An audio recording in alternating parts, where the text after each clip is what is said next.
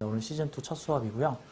오프라인 강의에서는 계속해서 저희가 강의를 이어지고 있는데 온라인 강의에서는 시즌2의 첫 강의입니다. 그래서 기존 강의에 대해서 다시 한번 리와인드를 한번 해드리고 오늘 본 강의에 대해서 들어가도록 할게요. 오늘 본 강의는 지난 시간에 이어서 지난 시간에 마저 못했던 우리 부자 사주, 사업가 사주, 특히 이제 프랜차이즈 사장을 중심으로 한 그 사업가 사주를 마무리하고요. 그 다음에 이제 이때쯤 사람들의 관심은 비트코인을 투자하신 분들, 작년과 올해에 걸쳐서 비트코인 투자하신 분들의 성적이 걱정이 되실 텐데 비트코인 투자에서 돈 딴 사람과 돈 잃은 사람의 사주를 비교 분석해드리는 시간, 오늘 두 번째 강의, 시즌2의 두 번째 강의로 시작을 하겠습니다. 51강, 52강 이렇게 진행이 될 거예요. 자, 우선 시즌2 강의를 먼저 들으시는 분들을 위해서 저희 명리 핵심 따라잡기 그 강의에 대해서 좀 소개를 간단하게 드리도록 하겠습니다.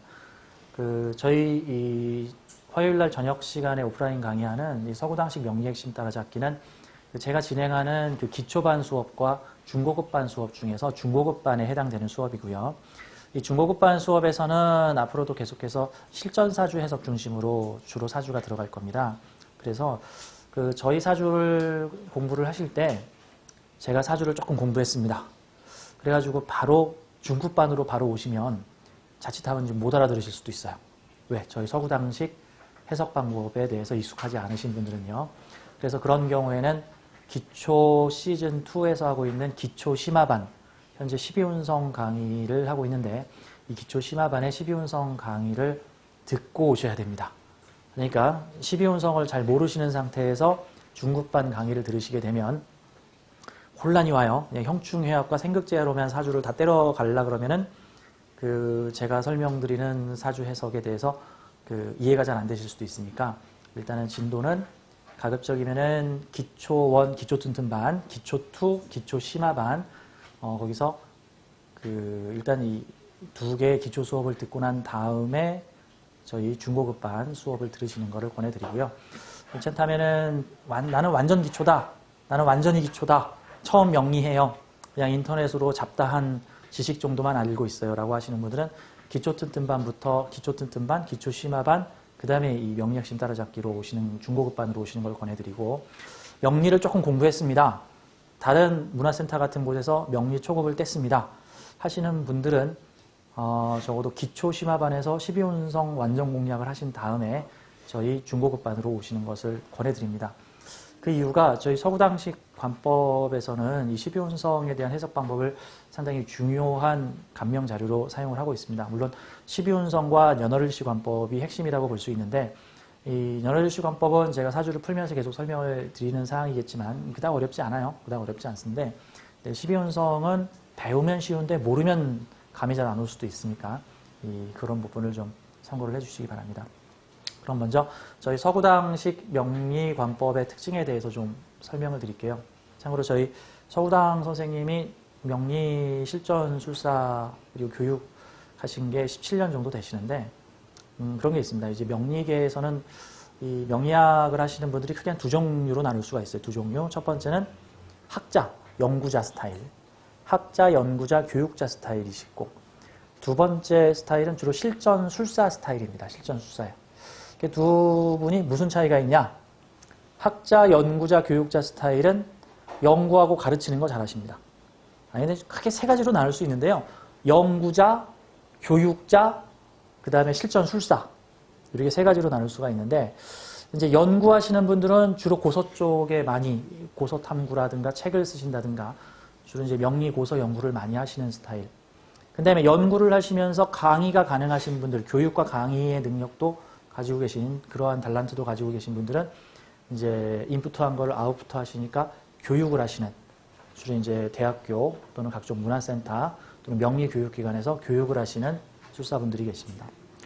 명리가분들. 그 다음에 세 번째는 이제 가장 많은 비율을 차지하고 있는 실전술사분들입니다.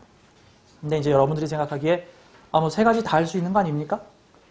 뭐 명리도 가르치고 명리도 연구하고 뭐 사주도 직접 보고 그런데 이 세 가지를 다 하는 게 그게 쉽지 않아요. 사람마다 자기 주전공이 있습니다. 주전공. 가령 이런 거예요. 실전술사를 되게 많이 하신 분들이 계세요. 실전술사를 많이 하신 분들은 현장에서 도 같으신 분들이십니다. 사주를 탁 보면 머리에서 감이 옵니다. 아, 이 사주 무슨 느낌? 감이 다 옵니다. 그래서 사주를 딱딱딱딱 해석을 해서 사주 감명을 해드립니다. 그런데 문제는 실전술사를 많이 하시고 연구나 교육을 안 하신 분들은 내 머릿속에 있는 거를 사람들한테 가르치기가 어렵습니다. 사주를 탁 보면 이 사주 이게 이러니까 이럴 것이고 요게 이럴 거니까 이럴 것이다 라고 얘기를 할 수 있는데 근데 그게 왜 그런데요? 라고 물어보면 글쎄 그게 왜 그러지? 너 모르겠냐? 나 보면 알겠는데? 이제 이런 식이 돼버리는 거죠 이제. 그러니까 가르치는 거와 감명을 하는 것은 별개다. 별개다. 그 다음에 연구하는 것과 가르치는 것은 또 별개다. 다음 명리를 연구하는 것과 실전 사주를 보는 것은 또 별개다. 이곳에서 사주를 연구하고 강의하고 교육하고 그 다음에 또 실전 사주를 보는 건 또 별개. 그러다 보니까 크게 두 가지 계열로 나눠져요. 교육 연구 계열. 명리학자분들이 크게 두 가지 교육 연구 계열과 그 다음에 실전술사 계열로 나눠져 있으신데 둘 다 장단점이 있으시죠? 실전술사분들은 현장에서 달고 다른 그 노하우를 통해서 사주를 보시는 정말 현장감 있게 일을 하시는 분들이신데 근데 이거를 이론적으로 잘 논리적으로 설명하기가 좀 힘든 것이고 그 다음에 이제 교육 계열에 계신 분들은 이거를 차분하게 잘 설명하실 수 있는 교육적 능력은 뛰어나신데 다만 이제 그분들이 부족한 게 실전 능력이 좀 다소 떨어지는 부분. 그러다 보니까 요즘식 방식의 명의보다는 좀 옛날식이나 고전식, 좀 현실과는 약간 괴리가 있는 그런 감명들이 나오는 게 있습니다. 제가 이제 이런 얘기를 하는 이유는 저희 서구당 사부님 같은 경우에는 17년 동안 실전 사주와 실전 술사와 그다음에 명리 연구를 함께 하신 분이세요. 두 가지를 같이 하셨죠. 명리 연구 교육하고 실전을. 그러다 보니까 이제 시중에 있는 수많은 여러 이론들이 있는데 그 수많은 명리 이론들을 실전에서 대입을 해보셨습니다. 맞나 안 맞나 다 대입해보는 겁니다. 정말로 사주가 자시에 바뀌나 밤 12시에 바뀌나 12시 반에 바뀌나 11시 반에 바뀌나 다 확인해 보시고 쌍둥이들은 정말 어떻게 사주를 풀어야 되나 다 한번 풀어보시고 그 다음에 정말 신강신약 중화옥부 방식이 맞나 안 맞나 다 풀어보시고 정말 왕자 충발이 일어나나 안 일어나나 다 풀어보시고 하시면서 사주를 실전에 전부 적용을 하셨습니다. 그 다음에 이제 현대 명리계의 여러 가지 사조들이 있죠. 현대 명리계의 가장 큰 사조라고 한다면 이제 12운성론이 현대 명리계의 어떤 주인공으로 나타나게 된 거. 왜냐하면 사주를 명쾌하게 풀면서도 또 그게 현실에서 잘 들어맞으니까. 60갑자 체계는 거의 완벽한 12운성 체계로 만들어진 암호부호 체계이기 때문이죠. 자, 그래서 이러한 다양한 기존 대한민국 명리관법이 대부분 신강신약 중화옥부론에 따라서 간단 말이죠. 그게 왜 그러냐면 이 명리학을 공부하시는 분들은 대부분은 들어보셨을 이 적천수, 난강만, 자평진전 이게 명리 3대 보호서라고 하죠. 이 명리 3대 보검이 보서가 공부를 해보시면 아시겠지만 하는 말이 달라요, 서로. 그 명리 3대 보서가 서로 하는 말이 달라. 아니 근데 정확히 말하면 하는 말이 다르다기보다는 서로 보는 관점이 좀 달라요. 보는 관점이 다릅니다.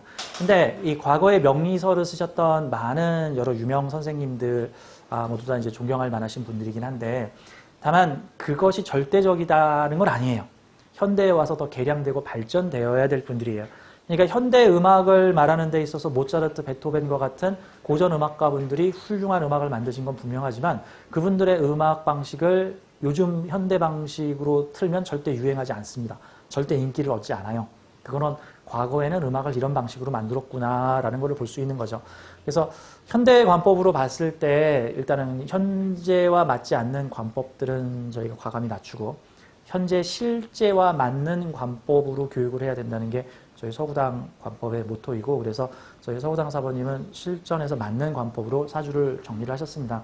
그래서 이제 그러한 관법들로 저희가 이제 실전 사주를 풀어드리는 방식으로 중고급반에서 주로 들어가게 될 겁니다.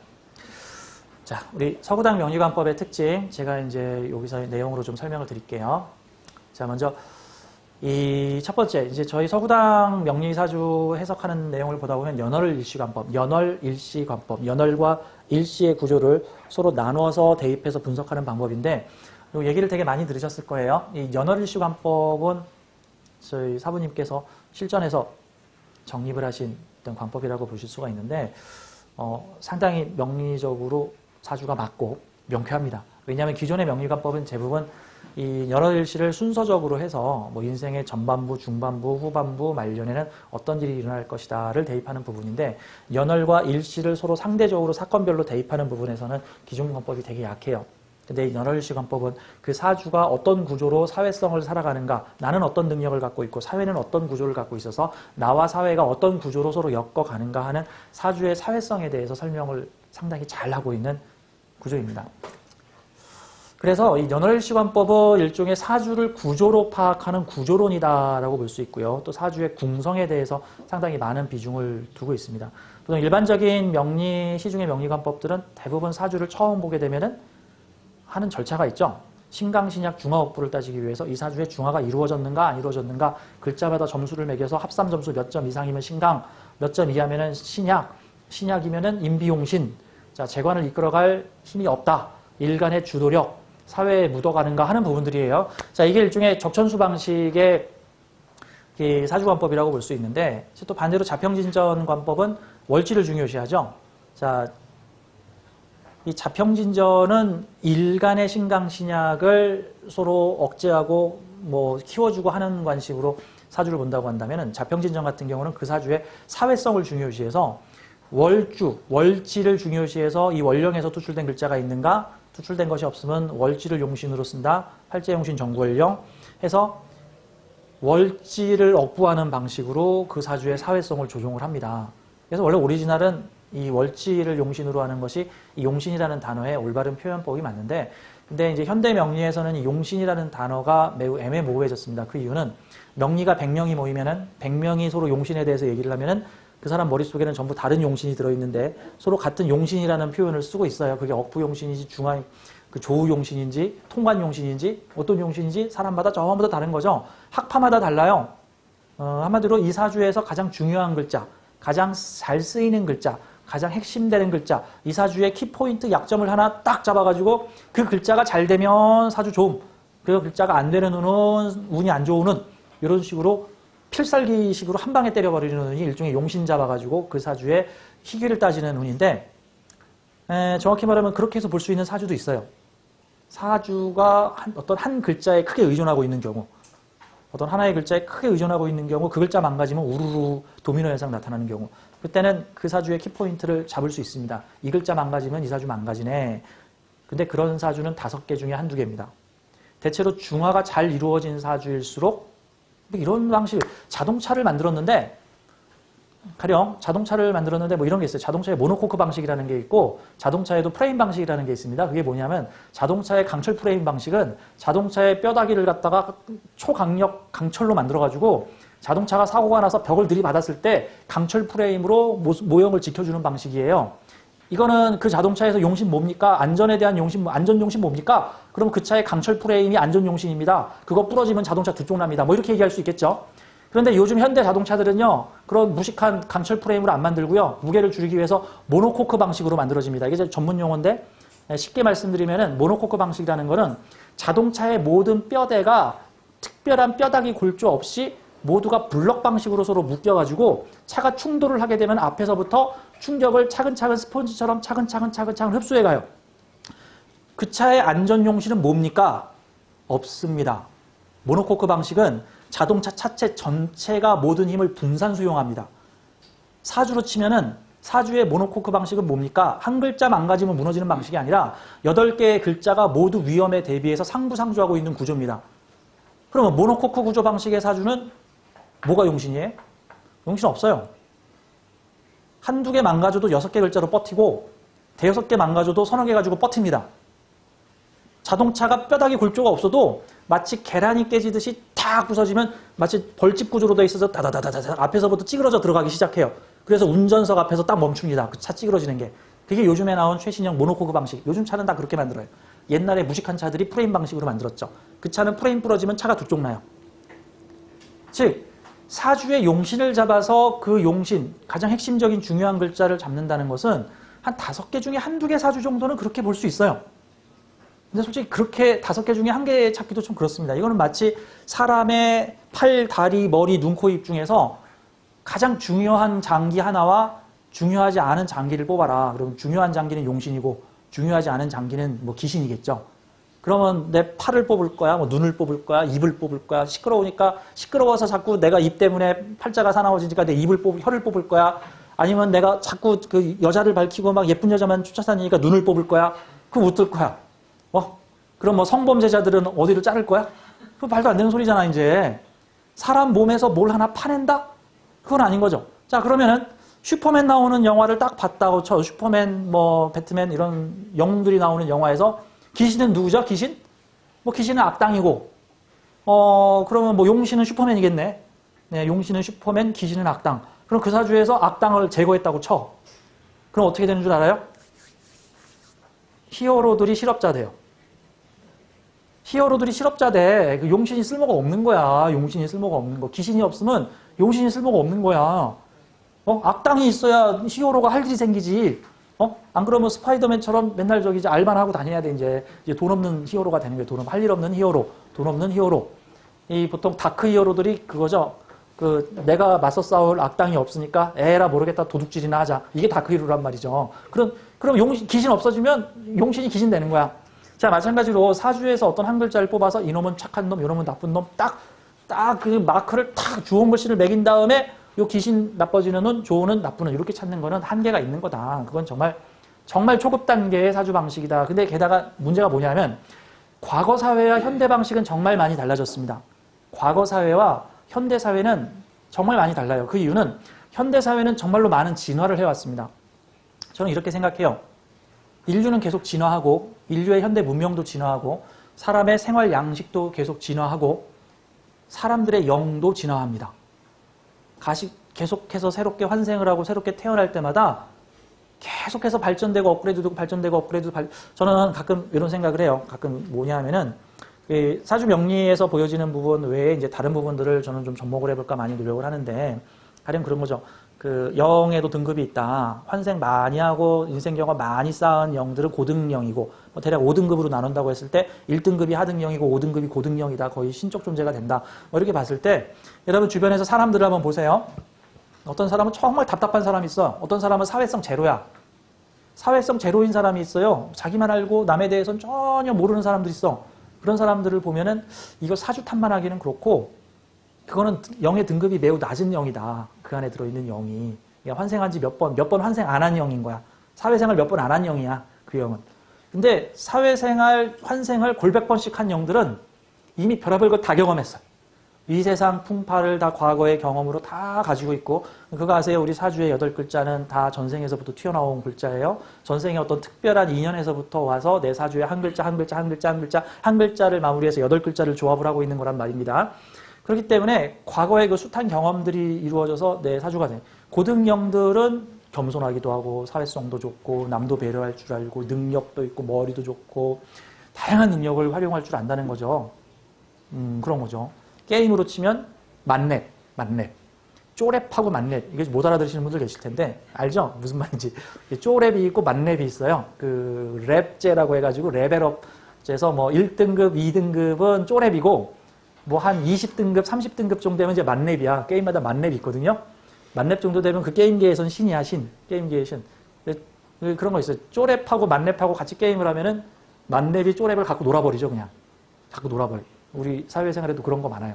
그래서 보통 게임에서는 만렙하고 쪼랩하고 같이 동시에 안 붙게 일정한 룰을 만들어 놓거든요. 쪼랩들은 쪼랩끼리 놀고 만렙들은 만렙끼리 놀고. 근데 가끔가다 만렙하고 쪼랩하고 같은 게임에서 섞이는 수가 있어. 여러분들 보기에 근데 이제 만렙이 만약에 쪼랩을 그냥 막 이용해 먹잖아요. 저놈 그냥 가지고 있는 아이템 다 털어먹자. 이러면 나중에 제재당해요. 제재당해. 우리의 인생도 마찬가지다. 자, 얘기가 잠시 삼천포로 빠졌는데 자, 우리 이 연월일시관법이 있고요. 이 사주를 구조적으로 파악하는 방법입니다. 즉 어떤 기신, 용신을 나누어서 이 사주의 기신, 용신 이런 식으로 사주 구분하지 않는다. 물론 그렇게도 볼 수 있는데 그 방식은 우리 서구당에서 지향하는 방식이 아니다.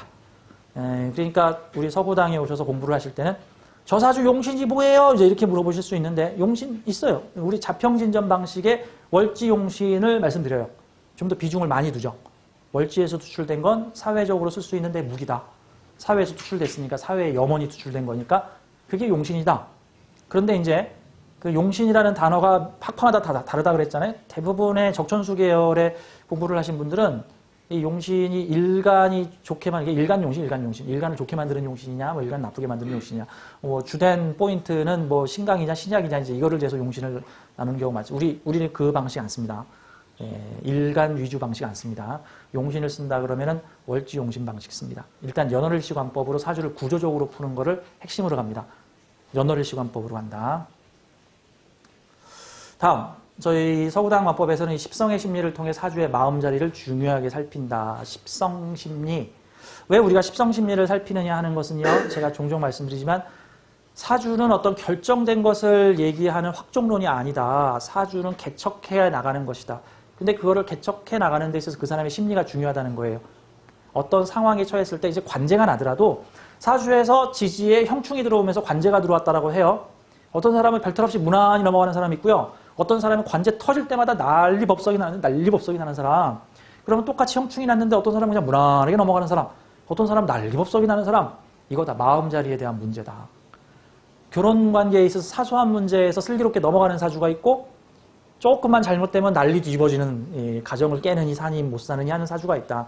역시 그 사주의 인성, 마음자리, 즉 십성심리를 중요하게 본다. 사주는 그래서 마음을 어루만지는 심리학이다. 동양심리학이다. 라고 할 수 있는 거죠. 자, 3번. 저희 서구당론법은 신강신약론에 얽매이지 않는다. 일지의 힘이 강한지 약한지 뭐 이거 보기는 봐요. 참고는 합니다. 뭐 그 사주 일간이 자기 주관이 있는지 없는지 정도는 참고해요. 근데 이게 어떤 운을 뒤집는 기흉을 나누는 구분은 아니라는 겁니다. 요즘 같은 복지사회 국가에서는 신약 사주들도 다 잘 먹고 잘 살아요. 옛날에 무법시대나 신약들이 뭔가에 종하지 않으면 도저히 못 살겠다, 꾀꼬리 하죠. 음가는 뿌리가 없으면 무조건 총해야 된다. 옛날엔 그럴 수 있어. 무법시대에서는, 무법자 시대엔 그럴 수 있는데 요즘 같은 시대에는 뿌리 없는 신약 음간들도 다 잘 먹고 잘 산다. 자, 4번. 사주의 용신은 격이다. 월지월령이라고 하죠. 그래서 팔자용신, 정월령, 자평진전의 내용입니다. 팔자의 용신 오로지 월령에서 구한다. 참 참고하실 점은 이 심효천 선생님의 자평진전이 만들어진 지 400년 정도 된 책인데 1900년대 초반에 이 중국의 그분 누구시죠? 설하고. 우리 설하고 선생님께서 이 자평진전의 책을 설하고 방식으로 고쳤습니다. 그래가지고 원래 이 자평진전의 내용에는 일간의 신강신약에 대한 내용이 전혀 없는데 여기다가 일간에 대한 신강신약 논리를 집어넣었어요. 좀 비매너짓을 하셨죠? 제가 보기엔 좀 비매너짓을 하셨어요. 책의 원전을 많이 훼손하셨습니다. 그래서 이후에 이 심효천 선생님의 자평진전에서 이후에 외부적으로 인위적으로 첨가된 명조들을 다 파내버립니다. 그래서 순수한 심효천 선생님의 원래의 명식으로 그 책을 환원하는 책들. 그래서 요즘에 시중에 나와 있는 책은 이 심효천 선생님의 자평진전 책, 머리말 잘 보세요. 어떤 책은 이게 설하고 평주로 돼 있는 책이고 어떤 책은 그 설하고 선생이 심효천 선생의 원래 오리지널 내용을 무자비하게 훼손한 그 사항들을 다 긁어내고 심효천 선생님의 원래의 내용으로만. 원래 심효천 선생님은 신강신약 안 보시는 분이란 말입니다. 신강신약 안 보시는 분인데 반드시 월지에서 구한다고 땅땅땅 이렇게 딱 때려놨는데 거기다가 심효천 설하고 선생님께서 거기다가 그딴 게 어딨어? 내가 거기다 추가. 신강신약 본다. 신강신약. 이거 지금 장난하시는 겁니까? 이러시면 안 되시는 겁니다. 이 책을 그렇게 훼손하시면 안 되시는 거예요. 그래서 심효천 선생님의 자평진전 오리지널 저희는 봐요. 근데 이제 이게 그 일간의 신강신약 보는 그 훼손된 방식 보지 않는다. 팔자의 용신은 오로지 월령에서 구한다. 땅땅땅. 일간 방식 용신 보지 않는다. 자, 5번. 저는 12운성을 중요한 명리의 툴로서 활용을 합니다. 근데 이제 가끔 이제 12운성, 아이고, 일본의 명리, 우린 안 봐요. 12운성 안 보면 60갑자 책에 이해가 안 됩니다. 안 그러면 어거지를 갖다 붙여야 돼. 신강신약으로 60갑자를 이해하려면, 이거를 이 오행 방식으로 해가지고 생극제화로만 60갑자를 이해하려고 그러면 60갑자 이해 안 돼요. 60갑자 책이 이해 안 됩니다. 이건 마치 유치원생이 60갑자 바라보고 있는 거예요. 이게 12운성이 들어가야지 이게 60갑자가 중고등 과정이 됩니다. 제대로. 그래야 60갑자 체계가 제대로 해석이 됩니다.